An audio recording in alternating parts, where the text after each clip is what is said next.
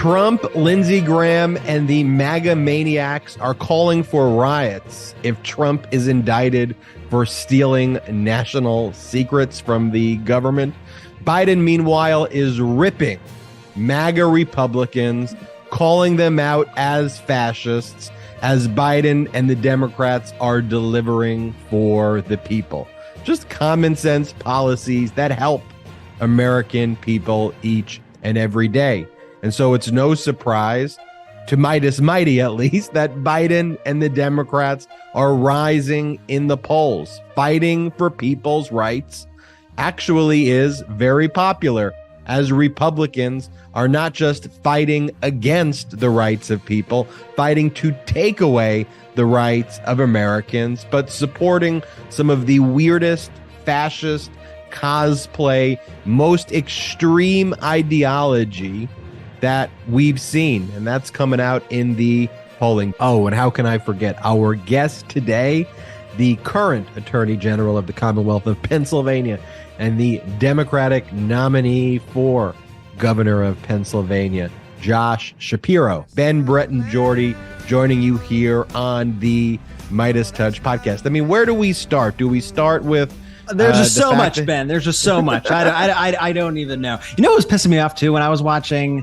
MSNBC the other day, we did our show and we started speaking about how Biden is improving in the polls. And we were like, hell yeah, this is good. We got the momentum. This is great. Look at the shifts in the midterms. And I turn on MSNBC, which I think is going to be like good reporting on it too. I mean, they're generally, I thought, seemed to be good. And the reporting was Biden's sluggish polls. Will this impact the Democrats in the midterms? I was like, these guys' poll numbers right now are like as high or higher than any of his predecessors, basically, like, except for George W. Bush after 9/11 at this time. That's how good President Biden is doing, and it's reflecting in the polls. So why isn't that being reported on? But that's why we're here to deliver you the truth, and it's good to be here with the brothers. It's such a headline grabbing. That's such a great anecdote, Brett, because it's such a headline grabbing mainstream media thing that they do, and it's disgusting, and that's what you won't see here on the Midas Media Network. I just find myself rolling my eyes constantly as I turn this stuff on. But you know, the good thing is people are seeing through it. Like, people are seeing the real effects of it. And I've been traveling a little. I'm in New York right now, and everybody I speak to is like amped up. Everybody I speak to is like excited and feels like the Democrats are actually on their side. They're hitting their stride. They're doing stuff for them. People are excited to see justice for Trump. So yeah, Ben, we got a lot to talk about and a lot to be really excited about. Yeah, just putting some specifics behind that, Brett. Biden's poll numbers are rising fast. 45% from a CBS YouGov poll, 44% from the Gallup poll. And here's the thing, Brett, too, because if you go and dig into it like a little deeper, you know, you have, for example, like Joe Scarborough, who an individual like reporter will tweet out the fact, right? Scarborough's tweet is exactly what you said. If you go back 50 years, Joe Biden's numbers are actually higher than all of his predecessors at this point, or the same, other than George H.W. Bush after the Gulf War and George W. Bush after 9/11. But who's ever writing the copy for these networks, it's that they buy into the radical right extreme narratives, and they get so lazy and sloppy. And it's like, okay, well, Biden's sluggish. Let's just plug that in. And it's like, no, you have to think critically here about the bigger picture, about what's going on. It's not sluggish at all. Democrats have the momentum. In every one of these races that we've seen, Democrats have overperformed. And, you know, people act shocked because the media they're reporting so bad when there are these, you know, votes like in Kansas, right, where they voted against a constitutional amendment which would take away a woman's right to choose. In Kansas, they actually had in their constitution an amendment protecting it. The radical right extremists wanted that constitutional right revoked, and the citizens of Kansas came out in record numbers, like beyond like any other voting block in the history of Kansas, and voted to preserve the constitutional right to choose.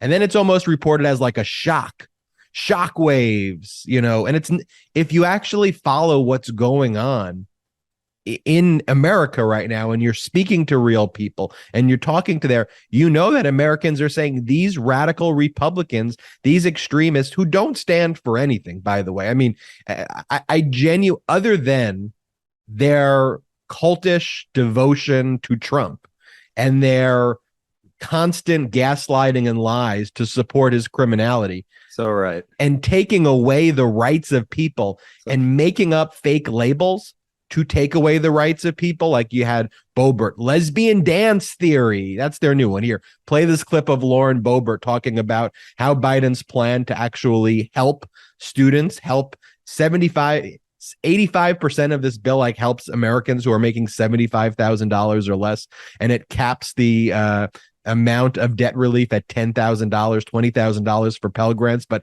it's a very limited and targeted loan forgiveness plan that Biden has for those taking out student loans. But this is how the Republicans take it so not seriously. Play this clip of Lauren Boebert. How the heck can Joe Biden call America First conservatives a threat to democracy with a straight face and a dry diaper? He's the one who has allowed millions to invade our southern border. He's the one who is robbing hardworking Americans to pay for Karen's daughter's degree in lesbian dance theory. You know, Brett, and there was one Twitter commentator who goes, as soon as Lauren Boebert said lesbian dance theory, you know, Governor DeSantis was out there coming up with the legislation to ban lesbian dance theory. It's so good. And you saw, this is like the weird thing about the Republican offensive right now against the student debt relief. Their thing is to mock students and to mock hardworking Americans. And I just don't think it's going to work out for them the way they think it's going to work out for them. Ted Cruz on his podcast, because all these politicians, they're just podcasters. Like, I'm a podcaster. I don't want our politicians to be podcasters. They get kicked off all the committees, so they don't have anything to do with their time. So Ted Cruz on his podcast, you know, you think, oh, Lauren Boebert, look at this kook. Ted Cruz is just as crazy. Lindsey Graham, who we'll get to in a bit, they're all the same level of authoritarian, fascist, weirdo, cosplay jackass. And Ted Cruz goes on his show and he basically calls, he calls hardworking Americans who are getting student debt relief, he calls them lazy. He says they need to get off the couch and stop hitting the bong and get to work. You have Marco Rubio going out there. Let's play this clip of Marco Rubio, the most pathetic U.S. senator, maybe in the history of the United States, saying, oh, you know what? If you want to get rid of your debt, just do what I did. Become a senator. When I became a senator, I got $100,000 for my book deal, and I was able to pay off my debt. Let's play this clip. I owed over $100,000 in student loans. The day I got elected to the Senate, I had over $100,000 still in student loans that I was able to pay off because I wrote a book, and from that money I was able to pay it. If not, it would never, I'd still be paying it, okay? So see that, everybody? See that, Americans? All you got to do if you want to pay off your debt, you don't need student debt relief. The Republicans have a plan for you. They have a plan, and it didn't take 2 weeks like the healthcare plan. They just came up with a quick plan. All you have to do is become a United States senator, then get a lucrative book deal, and then you could pay off the $100,000 in loans that you owe. That's it. Isn't that easy, everybody? Is this not the most out of touch thing on the planet, guys? And the American people overwhelmingly are seeing right through this stuff. I mean, we've said it on the podcast now quite a few times, and honestly, it's becoming a good mantra for us. It's stability over stupidity. They are intentionally self-harming their entire party in the name of sound bites. Well, in the name of Trump as the reality, and they have to speak in sound bites because they don't actually have any deeper policy, and their sound bites are things now like defund the FBI, lock up Dr. Fauci. And no matter what your view is, right, about the FBI, and I think that we all should view in general law enforcement with a degree of skepticism. There's nothing wrong with saying, oh, we should always trust 100% law enforcement. But when you break it down and you go, defund the FBI. Trump appointed the FBI director, Christopher Wray. It's Trump's guy. It's Trump's FBI director. It bursts that soundbite really easily, Jordy. And when you talk about, lock up Dr. Fauci, I think Americans, can have, and this is where I think we could have respectful debates about should the government be the one who actually mandates a vaccine versus testing and what that policy looks like. And should the government take adverse actions against businesses. I think there's some fair debates and conversations to have. At the end of the day, the government had to do that because these radical right fascists pretended that the pandemic was fake. They pretended that this thing killing millions of people was not a real thing. So it was like, come on, people, you're not going to just recognize the pandemic is real, and action had to be taken to help people. But we could have debates, right? But the issue becomes, Ben, it was also, let's be upfront about it. It was also to deflect from Donald Trump's utter and complete catastrophic failure to contain the pandemic. So they needed a scapegoat. So who's the scapegoat here? Oh, it's Dr. Fauci. It's not the guy who's telling us to inject bleach. It's not the guy who told us, oh, you got to take hydroxychloroquine and these horse medicine and all this other crazy stuff. No, it's the guy who's telling you to actually follow the guidance that you are rejecting, and you are dying and your family members are dying because you're not listening to this man. But he's the guy who you should harness your anger against. And we need to lock Dr. Fauci. You need to arrest him and imprison that man. That's who the radical right extremist says. Imprison that man. And then they pretend that the pandemic to this day, even with the numbers, like you would think that after more than 1 million people in America died from this, you would say, you know what, that was a very serious pandemic that caused a great deal of travesty. And if you still talk to them, they go, oh, that's like less than the flu. And it's like, you know, and parents, which is inaccurate, by the way, by a high magnitude. I would hope that the tone that I used there, Brett, was demonstrative. Just making sure before we get a comment, you know. I was doing the Republican voice. I don't think that was a difficult stretch. I didn't realize you switched to your Republican voice. I was saying that the Republicans are the ones out there saying these ridiculous things. It should be a foregone. My whole premise is that what they're saying is false and absurd. You're right. You want to talk about the issues over education. The Republicans are the ones fighting against making college more affordable too. Right. I mean, one of the points that we should never forget about this debate is that Democrats are out there with policies to make colleges cheaper and more accessible for Americans, and Republicans fight that. And then they fight any type of debt relief based on the problems and solutions that they create. And then the overall hypocrisy is when you delve down into it, the radical right extremist Republicans, these individuals took out not $10,000, right, in debt that they want forgiven, right? Not $20,000. We're talking about hundreds and thousands of dollars in PPP loans that these Republicans rush to have in forgiven. some cases, millions of dollars, millions, not 10,000, not 20,000, as their politicians. Like, what are you doing? Like, you're supposed to be a Congress member. Like, why are you out there, taking out millions of dollars of PPP loans, you radical right Republicans? And then you have the audacity to criticize Americans, most of which this is benefiting people who make less than $75,000. And the distribution, if you look at who it's actually helping, like, it helps everybody. It's helping older Americans. It's helping, Americans who are in their 30s and 40s. It's helping younger Americans. There's no such thing as lesbian dance theory. And it's like, let's get serious on what these issues are versus the fake labeling of things.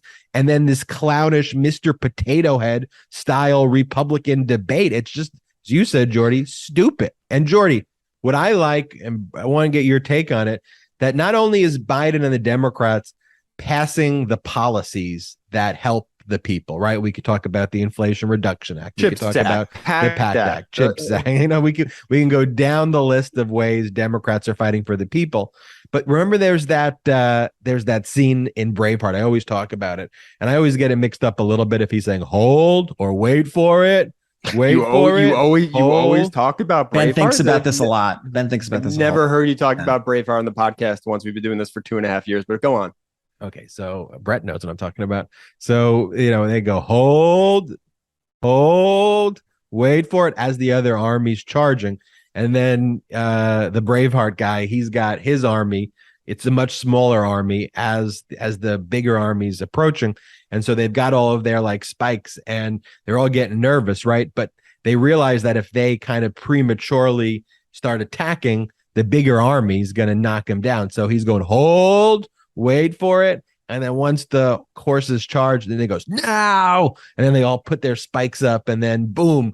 And then it was like a perfect defense. So what my point here is is that the Democrats were, wait for it, hold. Okay. They didn't want to put too much energy out there at first in terms of the messaging followed the policy, right? It wasn't sound bites. It was, let's get this done. Let's put our heads down. Let's do the work. Let the work Wait speak for itself. Wait for it. And now you have the CHIPS Act. Now you have the PACS Act. Now you have the expansion of NATO. Now you have the American Rescue Plan. Now you have, and now the Republicans don't have a fucking platform to run on because the Biden administration keeps delivering. And my point is, though, is that now the Democrats are unleashing the messaging, Jordy. That was the ultimate point that I wanted to make with this whole thing. Yeah. And so Biden, if you saw, was in Maryland the other day, and he was in a high school in Rockville in Montgomery County, and he was out there just calling Republicans fascist. It was unbelievable, and he was saying, he goes, I've got no respect. That's what he says. He goes, I have no respect for MAGA Republicans. What a badass thing to say. Good for him. And then that's Dark Brandon unleashed right there. And he just, and I'm just telling you, in this speech, he said, I got no respect for these people. And how incredible is that a president says that? Like, that's some ruthless stuff. And then he goes and lists the litany of things, and he says that he thinks that this is the death knell for MAGA Republicans, and that we have all these democratic policies. American people are waking up, and we're fighting for the people. I thought it was an unbelievable speech that he gave in Montgomery. I thought he was on fire. He's fantastic. I mean, he's got this new energy about him right now, and it's great to see. And I think, people are seeing it as well. Did you see the one, Brett, on the White House lawn the next day after Montgomery, when he was asked about the criticism from these radical right extremists who were saying why the government should forgive these loans and student debt? And he was saying, what's her name? I forget that lady or that woman. Play that clip. Oh, good. And I found it absolutely fascinating that some of the folks who were talking about this is big spending are the same people that got $158,000 in PPP money, including what's her name? That woman who believes in anyway, a whole lot of Republicans who got a lot of money. The very people criticize. Yeah, and he's obviously talking about Marjorie Taylor Greene here. It's great to just demean her, like we've said for so long. Like these fascist Republicans, these MAGA Republicans, you just need to treat them like the dirt they are, and you need to mock them ruthlessly all the time. Just treat them like the scumbags there. That's why that thread that the Biden team did from the White House, just calling them all out, was so effective. Also, because these people are just liars. They lie. Which one? The thread. Oh, yeah. Well, and the thread is world famous at this point. I mean, it literally has a million retweets. You presume everybody will know the thread? Yeah, I actually do, because our audience is very tuned in and everyone knows what I'm talking about. But the thread is the White House calling out the Republicans who took those PPP loans and got loan forgiveness on them, who were then calling out students for getting $10,000 worth of relief. That was the famous White House thread where they activated Dark Brandon mode and went after it. And that's the kind of energy that the White House is moving ahead with right now. And it's a great sight to see. And, once again, the reaction from the media and everybody is so out of touch, because you see, like, the whole framing after Joe Biden gave that speech was, how dare Joe Biden call them semi-fascists? How dare he use that language? Isn't that divisive? Isn't that mean? And it's like, no, that's, once again, that is calling out the facts. If anything, here's my criticism for Joe Biden there. Semi. You can just call him straight up fascist. You don't have to use the term semi. He was being nice. He was being generous, if anything. But to have the whole coverage, it reminded me of when Biden came out during the beginning of the invasion of Ukraine, and he said, Vladimir Putin is a war criminal. And everybody went, oh my God. Did you hear what Joe Biden just said? So dumb. Is that what you really call? It's like, dumb. Yes. Vladimir Putin is a war criminal. That should not be a controversial take. So stop taking the side of fascist media. There's only one why side. He called him semi-fascist, though, Brett? And this is the kind of the brilliance, and it was intentionally used because they're not smart enough to even be fascist. Like the semi-fascist, it's like a subtle jab. They want to be fascist, but they're semi-fascist because it's kind of because it's fascist cosplay, and they're just a bunch of fucking weirdos. Yeah. And that's why he calls them semi-fascist. I mean, I have no doubt that was the thinking behind using those words. Like, we call them fascist, then like they'll view that like they'll view that with pride. So we got to call them semi-fascists, like wannabes, because they are something I want to call attention to also is to look at what Biden is doing right now as well. Like there's a reason he brought up Marjorie Taylor Greene and called her what's her name. There's a reason he's going after people like that. And it's because I think what Democrats want to show right now is that these people, these crazy people, are the power center of the Republican Party. Yeah, they're the mainstream Republican Party. Exactly, Jordy. So when you're going to vote in November, guess who you're voting for to put in power? You are voting for people like Marjorie Taylor Greene. Heck, even if you think that the congressperson who you are voting for in your district might not be as wild as Marjorie Taylor Greene, by putting that person in, you are putting Marjorie Taylor Greene in power. And I think that needs to be understood as well, especially to these independent voters who are now turning overwhelmingly for the Democrats, especially due to the issue of abortion rights, which is really motivating people. So what does Marjorie Taylor Greene and all of her infinite wisdom do? She is asked about what are the top 3 things that you are seeing people interested in? What are the top 3 things that you are doing to get independent voters on your side? And let's play this clip. If you had to advise, based on your traveling around, what are the 3 issues that the average American resonates with, so that at least messaging-wise, Republicans are able to nail it? What are the top 3 that create the greatest emotional reaction, in your opinion? Well, I think that's traditional political thinking, the question that you asked. That's the way to go towards the independent voter to help swing or grow more seats in the majority. And I'll tell you what I think the top 3 are to go after those voters, but then I'm going to push back and tell you why that's wrong. So not only does Marjorie Taylor Greene fail to name the top 3 things, which should have been like a very easy, it was a very softball question. What is motivating voters right now? She then proceeds to somehow answer something that wasn't even asked, make the answer entirely worse, and say, you know what? I think that's not even, that's traditional political strategy. We shouldn't be trying to pursue independent voters. That is wrong. We don't want independent voters. That's her infinite wisdom. They just want to play to the radical MAGA base. And so, I think that's an info. If you were to ask her, Brett, what she wants, her whole thing is, we need to, and this is the whole view of the Republicans, we need to turn America into a Christian theocracy, that there is no separation of church and state. This is what they repeat over and over again, and that America needs to have a Christian Bible study, that is what leads the government. Like if you go back and you look at what she and Boebert and that whole crew of Republicans want, that's it. And then if you ask them, well, how are you going to fix this issue? How are you going to fix that issue? If you watch any of these speeches, like Democrats are asked these questions all the time, right? If you watch even like a Bernie Sanders or a Senator Warren or whoever on these networks, Democrats are asked the questions and then they spend 3 to 5 minutes in responses, and they pack in those 3 to 5 responses so much information about what they want to do to specifically address healthcare costs and making sure Medicare is more affordable, like things like capping insulin. Like we go really into the weeds and what we can do to cap insulin prices, not just for Medicare recipients, but for Americans in general. And we can start with insulin, but then we can go to a host of other drugs. What could we do to make the Obamacare Affordable Health Care Act more productive and efficient and work for more Americans?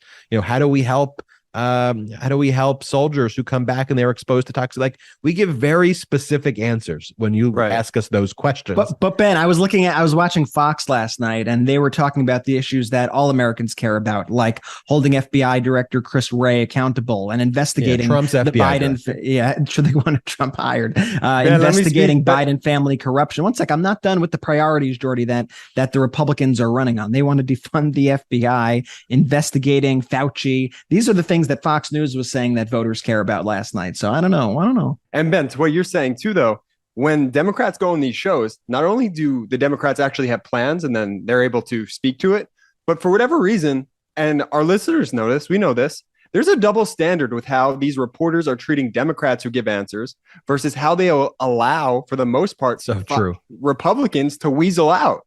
Like 10 out of 10 times, a Democratic candidate, someone like a Bernie Sanders and Elizabeth Warren, their feet will be held to the fire if they don't answer the question very pointedly and very specifically. I'm telling everyone, please focus this weekend on watching any of your Sunday shows. Watch a Republican get asked a question and watch how they weasel out of it without any sort of pushback. It's bizarre. It's really a good point, Trudy. Like a Democrat will go in and they'll like break down like the various sections within Medicare, and they'll talk about, certain Part B benefits, and they'll like do like a deep dive. And then they'll be like, but aren't you ignoring the fact that subsection C Part 2-3 says this? And then you'll have right. And then you'll have a Republican and they'll ask the question. They'll be so it seems that there's top secret sensitive compartmented information found at Mar-a-Lago, and Trump's lawyers just went on and they said that he has the right to declassify everything with a magic wand. What do you think about that? And then the guest will just be like, well, yeah, he has a magic wand that former presidents use. Everyone knows about the magic wand. Like, oh, that's a good point with the magic wand. So moving on. Let's actually talk about the woke mob and the green M&M. This is what I also want our listeners and viewers to do. If you have a Republican in your family, and it's obviously totally fine if you do, but if you have someone who considers themselves a Republican, ask them to define what woke means. Please, just ask them very point blank. Hey, to you, what does woke mean? Well, and the fact that woke and like that's what energizes the radical right. Like the thing that Ted Cruz, like his main point, like let's focus on some of what their main points are. Like this idea that they've created in their mind of woke and this woke concept. They go crazy at Brett. I'm going to make you tell a personal story. Now, you don't have to name names here, but I know that you were recently telling me about a conversation that you had with an old friend of yours who texted you a very urgent, what was on his mind politically. He's a, far right guy who you used to be friends with, and he wanted to tell you. You're not saying the name, but you're giving so many specifics about this text. I think it's fair. I mean, you got just as specific, Jordy, as when Brett goes, everybody know the thread. Everyone knows the thread. I stand Everyone by knows the thread. But Ben, tell the story, because I think it's really indicative of like this right-wing echo chamber, this bubble that they're in, and why they are just unable to connect with voters right now, and why we're primed to take advantage of this. So it's someone who I know, and someone who's went down the right-wing rabbit hole, and occasionally will kind of send things in a group chat that I'm a part of, and I usually ignore it. And for this one, I just had to, I couldn't help myself. So I had to, I had to. Are you pulling up the text? Yeah, I'm pulling up the. This is real, people. This is real. So I get this message from this friend, and what was his name again? The friend. I almost got you. The friend is confidential. And then it's sending me someone's tweet, someone named Sydney Watts, and it goes, I feel bad for the citizens of They Hatton. And then it's tweeting this thing about how Governor Hochul has signed a new law banning gendered language for professions. Cannot say salesman, councilman, he or her. It was replaced with they. Woke is now official in New York law. And then the person goes, is this shit true? And I was like, without doing any research, I can almost certainly say it's false.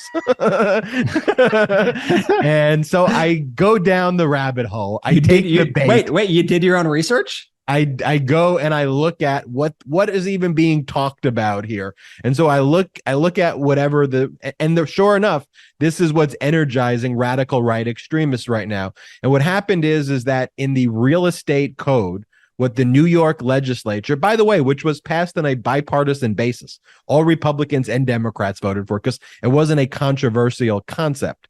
What they did was they just simply changed and updated some of the definition sections of the law. So whereas it used to say salesmen or like councilmen, but here it's real estate, so it was like salesmen, they simply changed the definition. So it just says salesperson. There's no law banning people from saying salesman. If you go say, oh, the salesman, they're not going to go, you're under arrest. There's not against the law.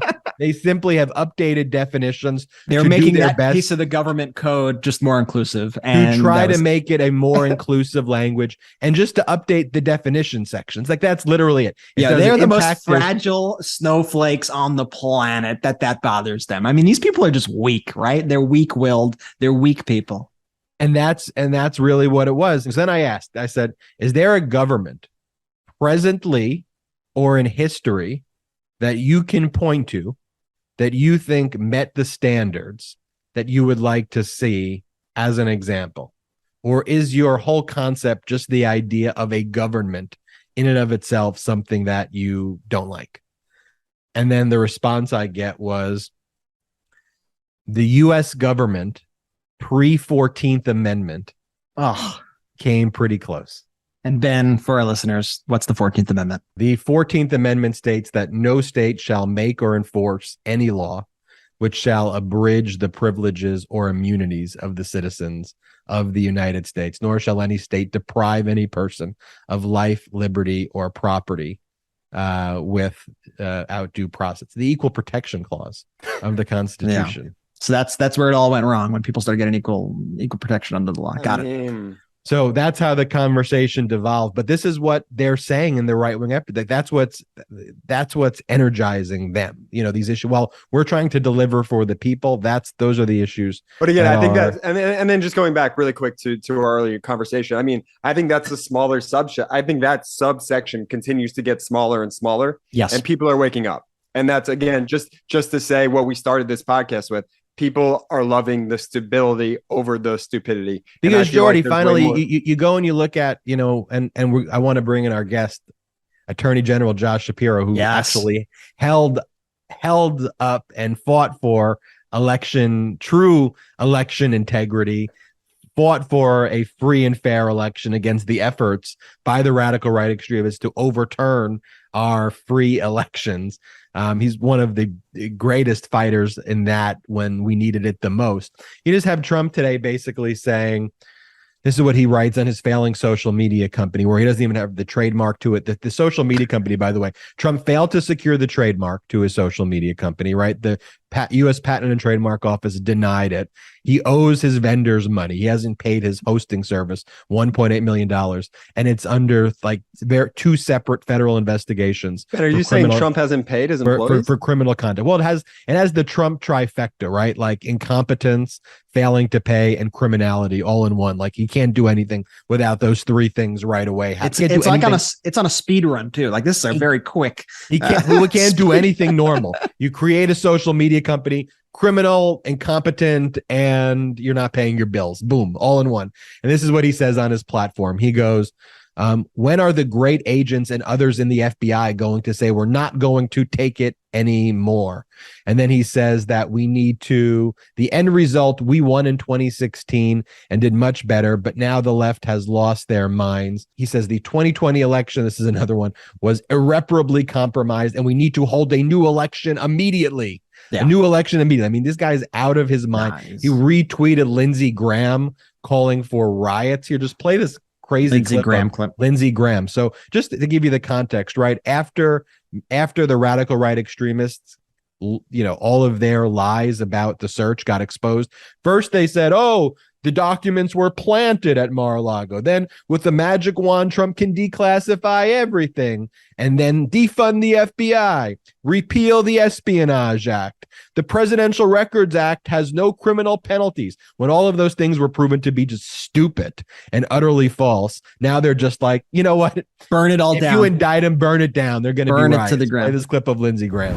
If there's a prosecution of Donald Trump for mishandling classified information after the Clinton debacle, which you presided over and did a hell of a good job, there'll be riots in the streets. And that's violence. That's just calling for violence, calling for riots. And this is the party that was supposedly the party of law and order that claimed that Democrats are rioters and whatnot. You have one of the highest ranking politicians in the Republican Party, somebody who's on the Senate Judiciary Committee, who leads the Senate Judiciary Committee for the Republicans, calling for riots in the streets if Donald Trump is prosecuted for his crimes, rather than defend the Constitution. And you have Trump calling for an immediate new election or to be reinstated. And let's bring in Josh Shapiro. A lot more to talk about after Josh. A lot more to talk about, but let's bring in Josh Shapiro. We got to talk to him about this and much more. Let's get the Attorney General of Pennsylvania here on the show. All right, and let's bring in the Attorney General of the Commonwealth of Pennsylvania, the Democratic candidate for governor,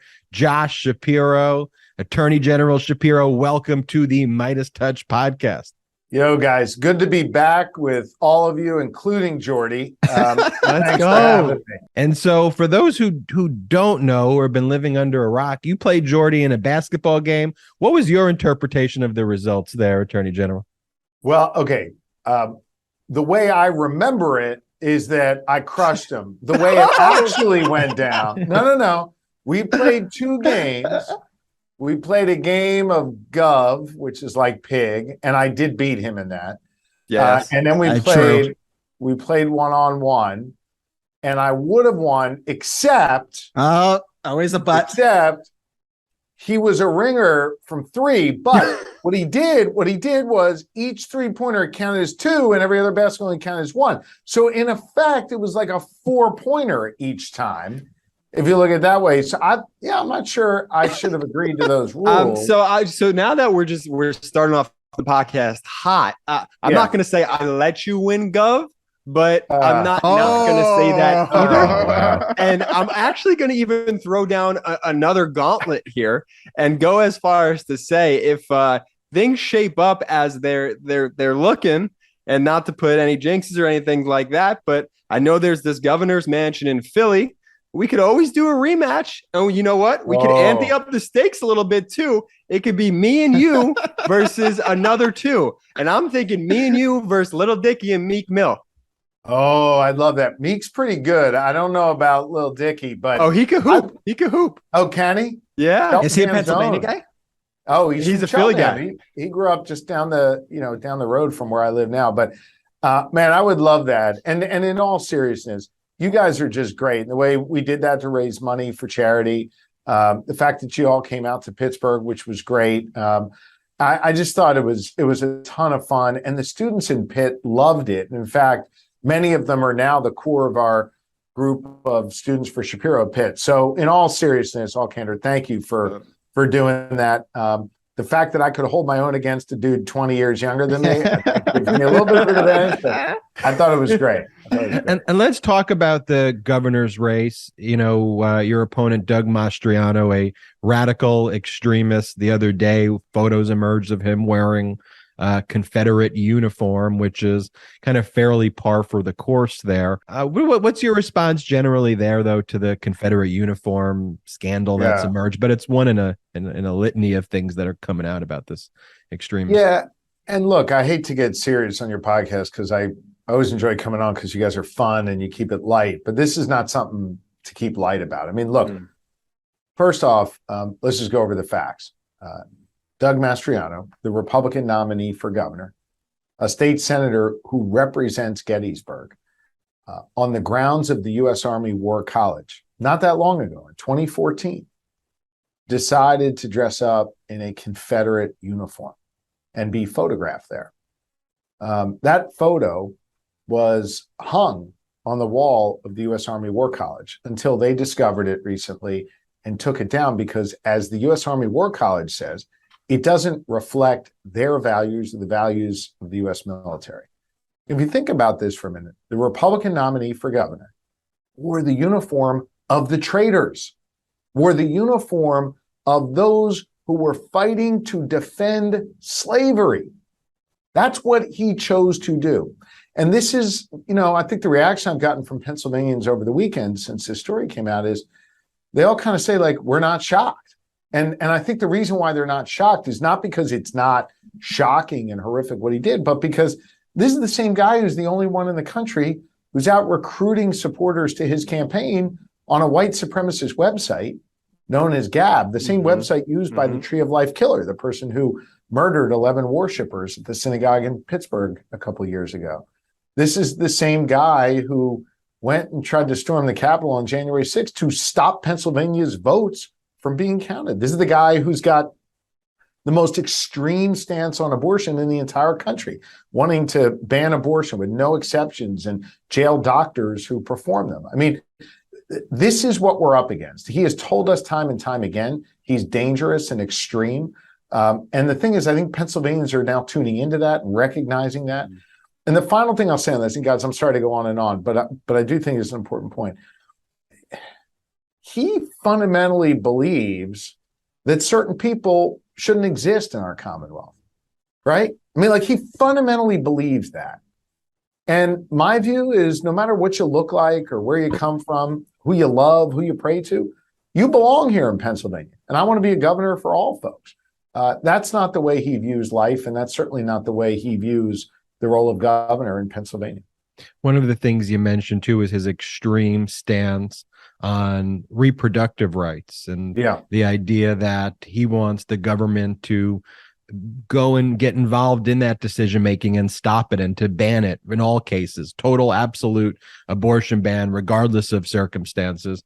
And what we're seeing, I think, as some of these in these primary races and special elections and over again in the pollings, reproductive rights is on the ballot. And that is an energizing force as these rights are being taken away from women. What are you seeing in Pennsylvania? And can you talk about the differences in your campaign versus Doug Mastriano's?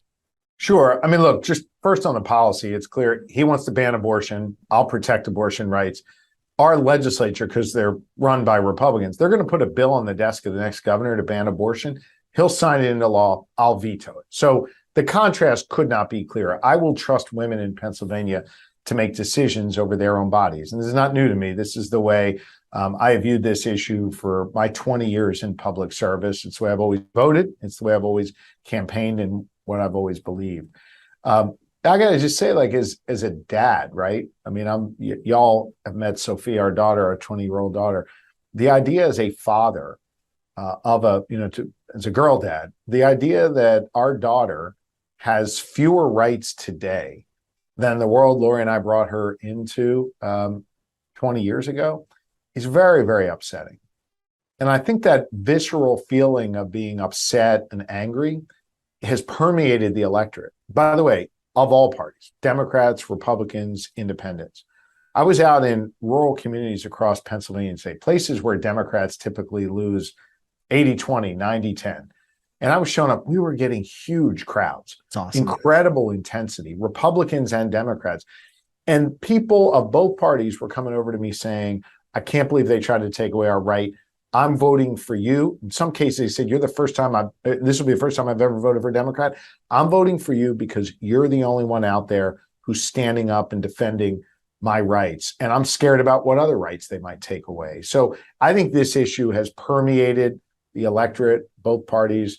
And I know you guys probably look at the polling and this and that. The polling bears that out. I'm just telling you, from being on the ground here in Pennsylvania, I feel that every day. I feel it as the Attorney General. I feel it as Democratic nominee for governor of Pennsylvania. And I feel it as a dad, too. And so every day, this issue is top of mind for folks. This November is Rovember. Midas Touch just released its brand new collection of Rovember t-shirts and pins to let the country know what's at stake this upcoming midterm election. These radical right Republicans have no clue what they've just unleashed. Go to store.midastouch.com to grab yours. That's store.midastouch.com. The Midas Touch Rovember collection is also USA Union made. Get yours at store.midastouch.com while supplies last. Thank you. It seems like Doug Mastriano and these other radical extremist candidates, their focus, whether it is reproductive rights of women or just rights in general, they're running on taking away the rights of people and bragging about how they're going to go after the LGBTQ plus community next, and whoever it is. And I mean, can you speak to Doug Mastriano's record on just some of these other issues and some of the other differences that exist, of like just how dangerous it would be if this person was anywhere near the governor's mansion? Yeah, I mean, look, he has said climate change is, quote, fake science. Those are his words. He has said, in his words, not all religions are created equal. And has, avowed to sort of, I don't know what the right way to say this is, sort of set aside Islam here in Pennsylvania. He has stood up and said that he supports, quote, traditional marriage. Well, for me, traditional marriage is, you love the other person, you want to commit your life to them, then you should be able to marry them. That's the law of the land. He wants to undo marriage equality in Pennsylvania. And I'll tell you, I think there's something deeper here. Am I allowed to say shit on your podcast? Oh, you can go off. Please, okay. Encouraged. So thank you for that. This guy is full of shit when it comes to freedom. He and some of these others across the country, they love to talk a good game about freedom, right? You see them, for freedom. I'm for freedom. Well, let me tell you something. It's not freedom to tell women what they're allowed to do with their bodies. It's not freedom to say you're allowed to worship, but only in the church of my choosing. It's not freedom to say, I'm going to tell your kids what books they're allowed to read. And it sure as hell isn't freedom to say, yeah, you can go vote, but I'm going to pick the winner. I'm going to use my power to pick the winner, which is what he said he'll do. That's not freedom. And so this sort of idea that the other party gets to, corner freedom and it's somehow theirs, that's bullshit. And I think the people who listen and watch this podcast every day are freedom loving because we believe in respecting all people. We believe in making sure people get to govern their own bodies. We believe that people should worship the God they want or not worship at all. We believe you should be able to marry who you love. That's real freedom. And that is on the ballot right now in Pennsylvania. And we should take a backseat to no one when it comes to standing up and defending freedom. We're the people out front standing up for and defending freedom. Well said. I think that's spot on. And, when you look at the candidates right now, it's clear that the Democrats are the pro-freedom, pro-democracy party. And you just have Republicans, like we've been saying, just trying to take away our rights, taking away our freedom, and people on all sides. I mean, you have Republicans pushing out people from their own side, calling them rhinos if they disagree. You have independents flocking to Democrats in larger numbers than ever. And I think you see, you have Republicans now running on, your opponent, overturning the 2020 election. You have them running on trying to lock up Dr. Fauci. You have them running on wanting to defund law enforcement agencies. But what are the actual things, in addition to abortion rights, like we discussed before, what are the actual things that you are hearing from voters on the ground about what they truly care about? Well, Brett, by the way, what you just said in your lead up in that question is why so many Republicans are endorsing me. Mm-hmm. Republican office holders, your regular Republicans living in the community. We announced, I think it was 9 or 10 prominent Republicans just a couple of weeks ago endorsed our campaign. Just today, the former general counsel to our former Republican governor here in Pennsylvania and the associate general counsel to former President Trump endorsed my campaign. Wow. People like Michael Chertoff, the Homeland Security Secretary under George Bush, showed up at an event the other day just to say he's for me because I care about democracy. And the list goes on and on. We'll have lots more Republicans come out and endorse us. But, the point here is that we're building a big, broad coalition around the issues people care a lot about. So now to your question, they care a lot about their rights and freedoms being defended. They want to know that we're going to invest in their kids' education, and not just put more money into schools, but making smart decisions like doing away with standardized testing and putting in its place VOTEC for our kids to be able to learn a trade going forward, making sure we've got a mental health counselor in every school, investing in law enforcement to ensure that our communities are safe, growing our economy by growing our workforce, investing in things like workforce development, for example, apprenticeship programs, for example. And so these are the kind of things I hear about every day when I'm on the trail: rights, education, public safety, grow the economy. And that's what we're focused on every day. And that's why so many Republicans, along with Democrats and independents, are joining our campaign. And while you're building this big tent, your opponent is actively pushing people out. And this is an extreme example, but he is an extreme guy. And I want to get your thoughts on this. As we were talking about earlier, Doug Mastriano is well connected to that Gab, that white supremacist social media platform that has ties to neo-Nazis. And he's been advised by the creator of Gab, who says that Jews should not be allowed in the Republican Party. How serious should Pennsylvanians be taking that sort of threat, that sort of viewpoint that this candidate has? Well, we have to take it seriously. You got to take him at face value. This is what he believes. He is someone who is actively recruiting white supremacists, racists, anti-Semites to be part of his campaign. The only candidate in the entire country paying to recruit those people. Think about that for a minute. I mean, haven't we learned through our politics, when they tell you what they're going to do, when they tell you what they're all about, we should believe them. Yep. And so on this, we should believe him that he believes certain folks, based on who they worship and what they look like, don't belong in the Commonwealth of Pennsylvania. He's made that clear. I'm sorry, Brett. Were you going to say something? No, I was just going to say it's beyond disbelief when you even see things like that. It just Right. It makes my heart sink, and it's just so against everything America stands for. I mean, with all these extremist comments that you see, I'm going to ask you something. And President Biden recently criticized the far right, these MAGA Republicans, as being semi-fascist, and you've seen some other governors use that term. You've seen Charlie Crist calling Ron DeSantis fascist. Could I get you to use the F word here when talking about your opponent and what these MAGA Republicans, these far right Republicans, stand for? Yeah, I mean, I've heard those labels. I'm not sort of a label guy or a name calling guy. What I am is a guy that just tries to point out the truth. And the truth is, he believes that if you're gay, you don't belong here. He believes that if you're Muslim, you don't belong here. He believes that if you're a Jew, you should convert. He believes that, as I said before, climate change is fake science. And he also believes that if you voted in the 2020 election, your vote shouldn't count, right? I mean, so think about that. He's trying to strip away everybody's voice in our democracy. But yet he's the nominee of the Republican Party in the swingiest of swing states in the nation. So you got to take these folks seriously. And it's not just enough to say, oh, they're crazy, they're out there. No, this is who they are. This is what has overtaken the leadership of the Republican Party. And by the way, Democrats aren't the only ones offended by that. So are Republicans and independents. Yeah, absolutely. As well. That's why they're joining our campaign. And I think many of them long for the day where we had two healthy parties kind of battling it out on the ideas that we should be fighting about, right? On whatever, taxes or foreign policy or whatever the case may be. We got to get back to those healthy fights. But in order to do that, we have to defeat this dangerous extremism. I cannot agree more. And to that point, your opponent was recently on a radio show, and he called it disgusting. That was his words. Disgusting that you, Josh Shapiro, are taking steps to end the barbaric practice of LGBTQ conversion therapy. What are your thoughts to that? Well, again, it just shows how this is a guy who is the Republican nominee who feels that for him to be successful, he's got to bully trans kids, and he's got to go out and attack the LGBTQ community.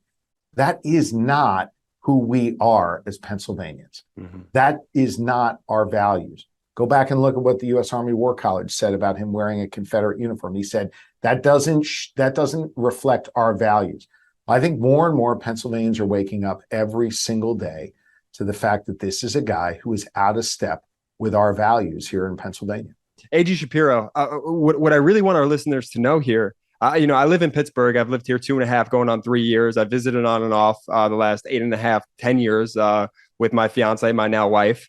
And what I want our listeners to really understand is that you're a genuine person. I don't even want to call you a politician. You are a genuine person. And I think one of the first times we had you on the podcast, you said, look, guys, I am a father first and then a politician second.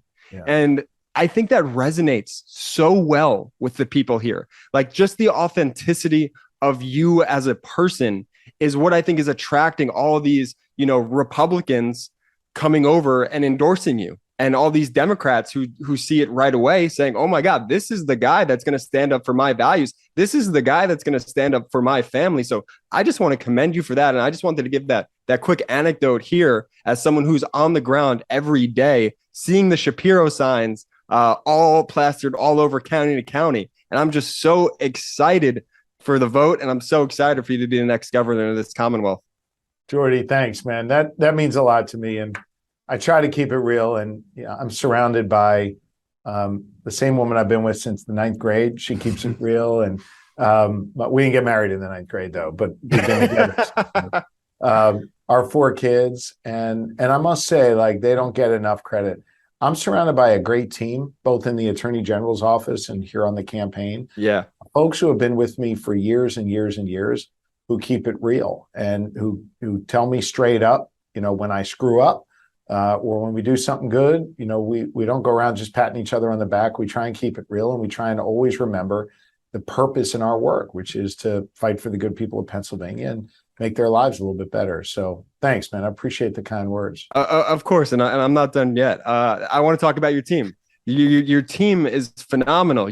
I'm not, and again, not just saying this, the way you've used social media to your benefit to engage that younger vote out here in Pennsylvania and really get your pro-democracy message across throughout the entire country has been something that's been so amazing and missing in this country. It's something that I think we pride ourselves with Midas Touch, how we're able to get our messages out via TikTok or Instagram or Facebook or YouTube. Thank you. Well, we have a lot of great folks working for us. And by the way, not everybody working on our campaign has a political background, which I think has actually served us really well, that we've got a big, broad group.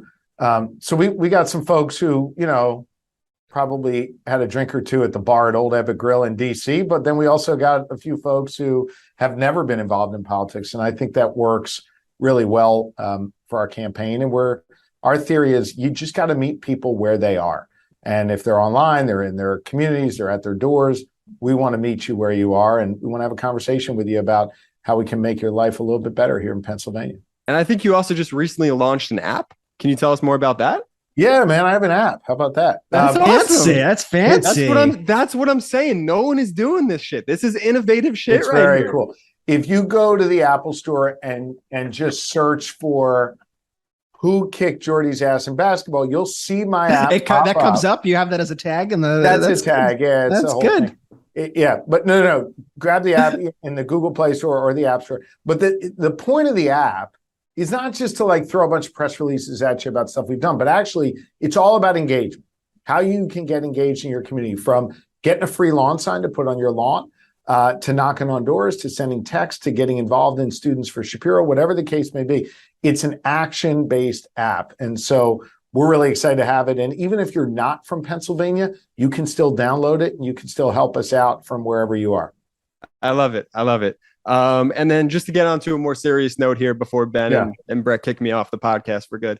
No, but seriously, Mastriano was in my neck of the woods not too long ago. And Ron DeSantis actually flew down over here to help promote his campaign, if you will. What does that say to you, that a guy like Ron DeSantis coming to the Commonwealth of Pennsylvania, to come into Pittsburgh to help Mastriano's campaign? Yeah, I don't know. I mean, it probably says more about Ron DeSantis' desperate attempt to, court the extreme than it says about my opponent. But listen, I mean, I think a lot of people look at what Ron DeSantis has brought to Florida as just total chaos, right? I don't think we want that kind of chaos. Look, we have heard from CEOs in Pennsylvania who have said if Doug Mastriano is governor and bans abortion, tries to ban marriage equality, they're going to take their jobs out of the Commonwealth. Right? It's just going to bring a level of chaos into Pennsylvania. And, there you got Ron DeSantis, you got Mastriano saying, I want to be a governor like DeSantis. I think what that means is I'm going to bring more chaos into the Commonwealth. And I don't think that's what anybody wants. I think folks want calm. They want government to work. They want it to be bipartisan. And you know what, guys? They want their leaders to get shit done, not to attack them. And that is what I bring to the table. I've got a lot of experience in getting things done and bringing people together to make progress. So before you came on, Josh, I told Jordy, I said, we should do a shirt saying, I was about to say the same thing. I told Jordy, I said, we need, literally right before you went on, I said, Jordy, we should do a shirt, get shit done. You know what Jordy said? And this just goes to speak to, Jordy and his basketball skills as well. Jordy goes, I think that is not a good idea for a t-shirt, Ben. And Jordy, just valid. You didn't even know. Josh and I didn't coordinate that. We did not. Yeah. Oh, you and Josh are in a first name, but you and the Attorney General are in a first name. So, Attorney General Shapiro, before we go and we have guests on, like you with all of your accomplishments, we just want to, a lot of times in these interviews get asked all the same questions. Is there any question that we haven't asked or that you haven't gotten asked that you just want to say, here's something that I really wanted to speak to Pennsylvanians about that I think is being not spoken about enough? Yeah. I mean, first of all, I think you guys ask good questions and you keep it light, which I appreciate. We didn't talk about democracy, and that's something that's on my mind a lot as I travel across Pennsylvania. This is the birthplace of our democracy.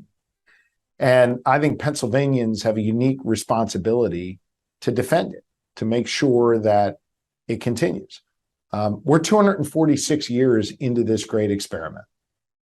And for 246 years, when you look at the story, the arc of our democracy, the chapters that have been written, many of these chapters have taken on a similar theme. We we take a couple steps forward, then we get knocked back a little bit.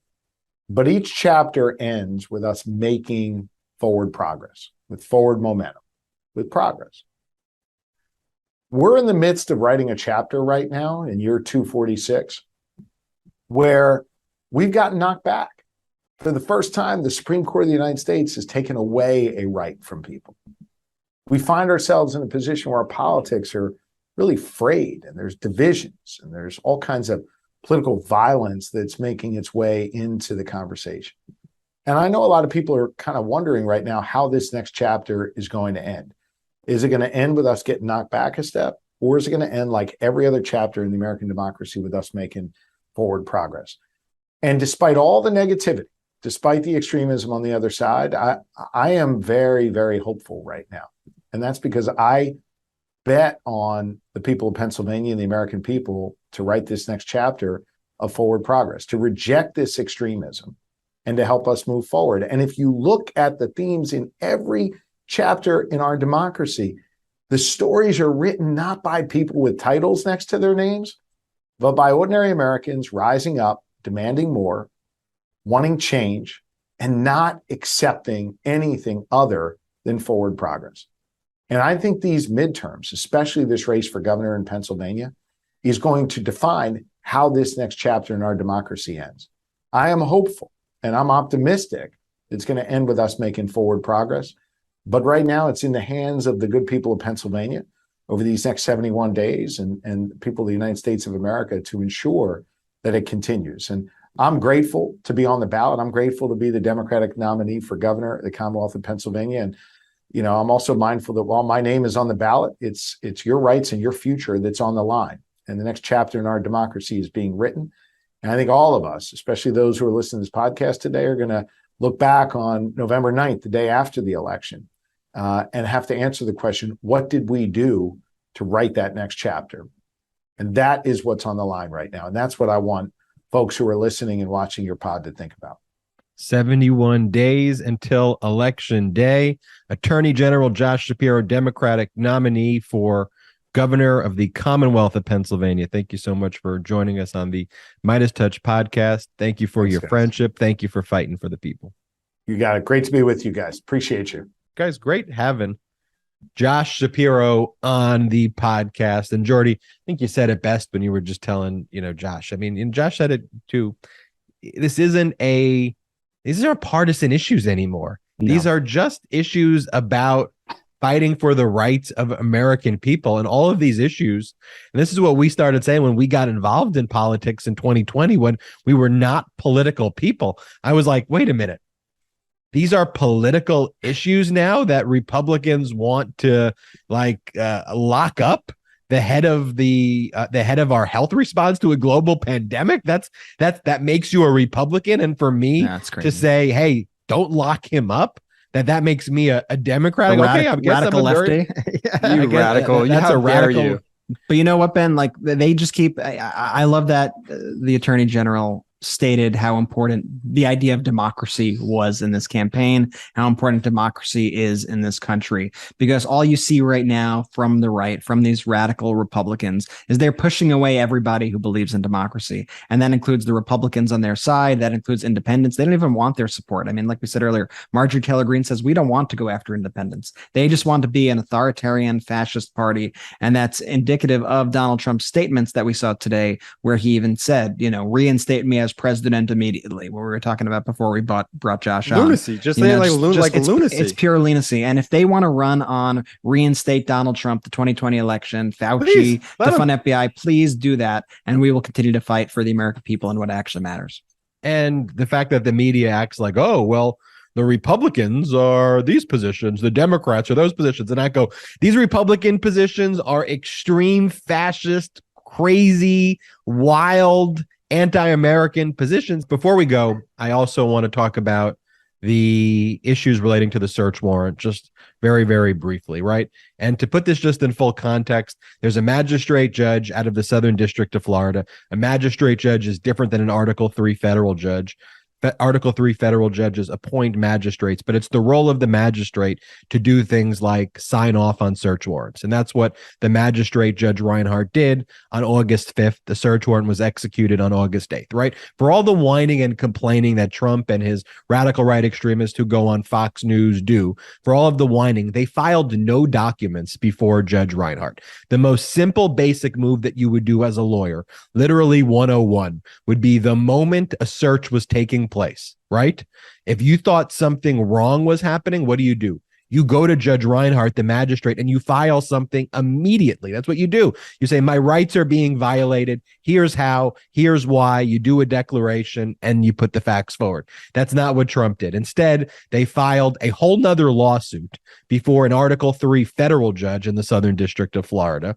And they wrote this made-up motion for judicial oversight. They actually drew, there's a lot of Trump-appointed judges now. So the judge they drew, because it's supposed to be random, but they drew a judge who is a Trump-appointed judge from 2020, Judge Eileen Cannon. And they wrote this made-up motion for judicial oversight. They asked Judge Cannon, can you appoint a special master? And all a special master is just an independent person to review records and review documents. So when people talk about what's a special master, that's what it is. The judge didn't even really know what they filed when they filed the first one on like August 22nd, asked that they file a supplemental brief. So Trump filed a supplemental brief on August 26th. I read it, and it still was it's a motion that didn't make any sense. There's no declarations. There's no affidavits, like nothing under penalty of perjury. There's nothing that a motion would normally be accompanied by when you're asking for relief. It's just like a letter to the judge. Dear judge, can you give me this? That's not the way our federal system works. Our federal court system, we have to file motions. There's like steps and procedures. Such a ridiculous Hail Mary, like bullshit. But in any event, what I was always saying is, even if the special master, if a judge considers a special master, the government's already looked at all of the documents. You filed this thing 3 weeks after.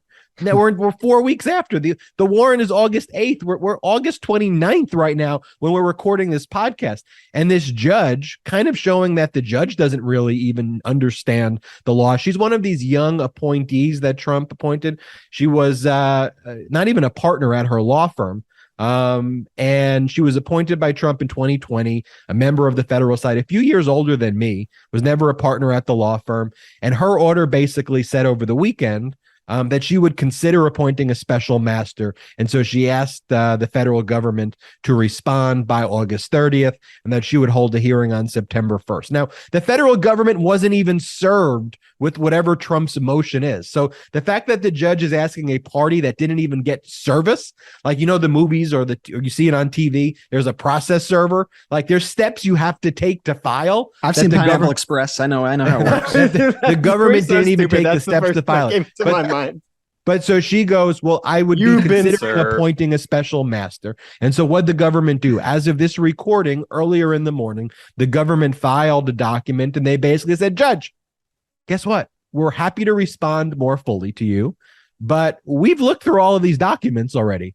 The documents are now with the Office of the Director of National Intelligence, ODNI. They're looking to see how much of our nation's secrets have been compromised. And in terms of issues of privilege, the small group of potentially privileged documents, guess where that's set out of what we were going to do? In the freaking search warrant before Judge Reinhardt, right, where we listed the procedures. There was going to be a filter team that looked at it, and they're done with their work already. So we'll file something, Judge, but we're done looking at these documents. So we're not really sure the utility of what a search warrant, what a special master with the search warrant would even do here. But the fact that the judge would even consider a special master, these are top secret, sensitive, compartmented information. You have to have the highest level of clearance to look at it. To even look at him. To even look at him. And Trump's thought. Anyway, I wanted to give everybody that update, though, right there. And then what was Lindsey Graham's response to all of this, which is going on, as all of their lies have been debunked? Their basic response is always, there's going to be a riot. There's going to be a riot. These are the least law and order people that there is. You know, you think about the Doug Mastrianos, you think about Kerry Lake, you think about what they're talking about. Lesbian dance theory, big dick energy. You have Don Trump Jr., his response to the search warrant being redacted, his response, he does a redaction over his dad's genitals in a photo that normal he posts family on Instagram. stuff. And he normal goes, father-son things. Normal father stuff. And he goes, redact this. That's his response to the FBI. I mean, and these are the leaders of the Republican Party. I mean, strange stuff. And then the Republican Party goes, you need to not redact the affidavit, to unredact everything. Okay, well, we unredact the part of Kash Patel's name because Kash Patel, Trump's lackey, has been on TV talking about what he did. Can we play this clip, the side by side? Play this clip before we sign it. Yeah, play this clip. Now they're trying to hide behind this magistrate judge who is going to supposedly play this game of redactions. We saw it in Russiagate. And when I was a deputy DNI, we lifted all those redactions from the Russiagate docs. And what do we see, Mark? Corruption. FBI and DOJ corruption and breaking of the law. And then DOJ left Kash's name unredacted, thereby endangering a witness. And they wonder why people think there's a double standard. All right. I mean, if that doesn't show you that they're just scrambling for a legal theory, I'm not one to normally comment on looks, but like I feel like the word pinhead was named after Trey Gowdy here. Like he's just the strangest looking man on the planet. You have Kash Patel, who always has his eyes bulging out of his head. Like you cannot find a frame of Kash Patel in which he does not look guilty of something is the way his facial impression always is. But you have his legal team just scrambling now. You have all these reports of Donald Trump's inner circle just freaking out about what's going to come next. I think Trump knows that his back's against the wall, that he's in a lot of trouble here. And so his last resort and the last resort of these MAGA Republicans is lash out, burn it all down, call for riots, call for an insurrection in the country, call for an insurrection within the FBI, try to get an uprising within the FBI and the lower ranks of the FBI against the higher ranks of the FBI. It's really despicable. You know what you say, Brett, as you say it, it literally follows the exact same pattern as January 6th. To a T, Ben. And you know what? Like you could even swap out the characters, right? We were speaking about, I don't think it was on this podcast, but I think it was on one of our YouTube hits, Jenna Ellis, the lawyer most famous for being farted on by Rudy Giuliani and getting COVID.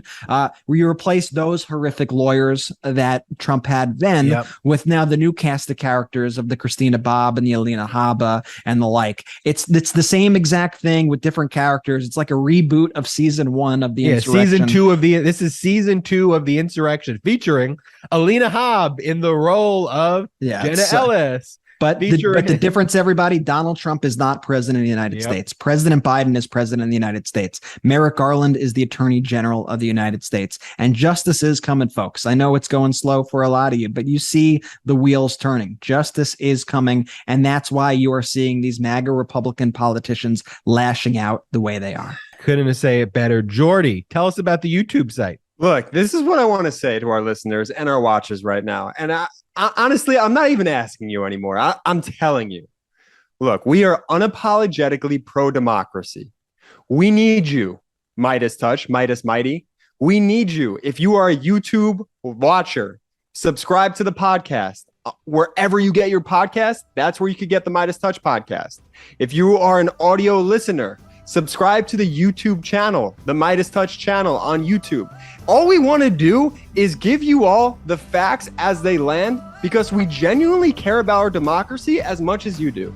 So please subscribe. Everybody, we appreciate your support. Let's keep fighting together. Jordy, take us out.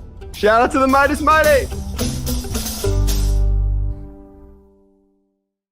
Midas Touch is unapologetically pro-democracy. And look, we know you are too. So please make sure you check out our best-selling shirt and our best-selling gear, the unapologetically pro-democracy gear. And hey, while you're at it, make sure you check out my favorite shirt and one of our most famous designs. It wasn't rigged, you're just a loser. At store.midastouch.com. That's store.midastouch.com.